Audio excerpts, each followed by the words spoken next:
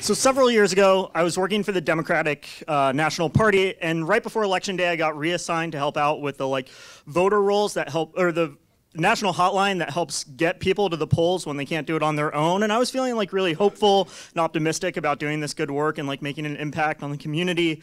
And right before Election Day, I throw out my back in an old injury where it's I have a hyper tense back, and what happens is if I use it, it gets tense and it hurts, so I wince. And then my back tenses and it hurts more, and so I wince more, and then it hurts more, and it just kind of cascades into this nasty thing. So the best thing to do is lie on a hard surface and not do anything for days. And so rather than helping, get out the vote on that big weekend, I'm lying not on my bed, but in the sunroom, which my cat uses to go to the bathroom. And just kind of trying not to do anything so I don't engage my back muscles. And normally I can kind of wait this out and it goes away after a couple hours and I'm fine. But I fall asleep on Monday, and around 2 a.m. Tuesday morning I wake up and I have to go to the bathroom.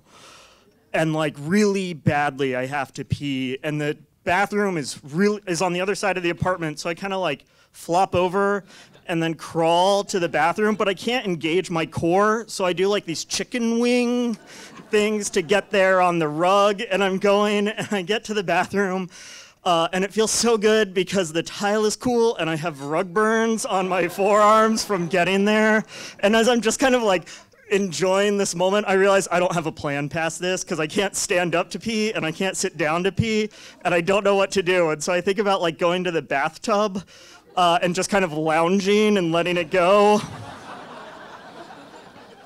But there's no way I walk away with my pride on that. And so I think about Angry Birdsing it by just lying on the floor and shooting an angle over. But I've never practiced that angle before, and I'm just gonna pee on myself. And so I decide I'm a big guy, but I'm just gonna strong arm it. So I throw my arm up on the counter and pull myself up, and I'm shaking and the pain in my back is cascading, but I really have to go to the bathroom. And I throw myself over to the toilet and I'm holding it, and I realize that my boxers are still long and my junk is just behind them, securely wrapped. And I'm holding, and it's getting worse and worse, and I just collapse on the bathroom tile floor like a CSI body, and I'm twitching still. And I'm this isn't gonna work. And I'm maybe I'll pull the boxers down halfway because I can't take them off, and I'll do it again. And so I grab the arm and I get up and I shake over, and all the shaking has risen the boxers back up. And the angle of the junk is now up. So if I'm going to pee, it's going to be just directly on me. And so I just collapse in my CSI position again. And, I readjust, and I'm just when a situation's really bad, you just start blatantly lying to yourself. I'm I don't have to go to the bathroom. No, I don't have to go to the bathroom. And so I chicken wing my way back to the sunroom, I don't have to go to the bathroom. I don't have to go to the bathroom. And my cat walks over to the litter box, and I just hear the longest cat pee I've ever heard. And I'm if he can do it, I can do it too. And so I just yell for my wife, who's kindly sleeping 4 a.m. in the other room. I'm Catherine, I have no pride left. And she comes in and she brings me a Nalgene, and I angle myself so I'm on my side. And it's a Nalgene with measuring on the side. And so I reach and I start to relieve myself in 100 milliliters. And I'm I still really need to go. And it's 200 milliliters, 300 milliliters. And I don't start to feel relief until 500 milliliters. And the Nalgene's about halfway filled. And I'm I still got a lot of room to go.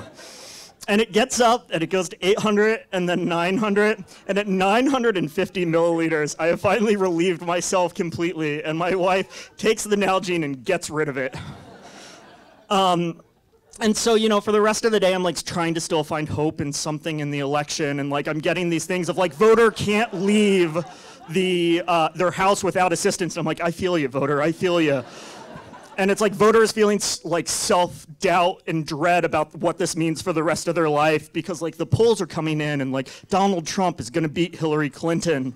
And I'm just feeling really bad about that. And I feel all this work I've done start to build up and all this dread, and I start to sob, but it cascades in my back and it hurts. So I'm just stifling a cry on my back in my apartment, and I'm crying, but not as much as I want to cry. And I just feel hope in me die a little bit that day.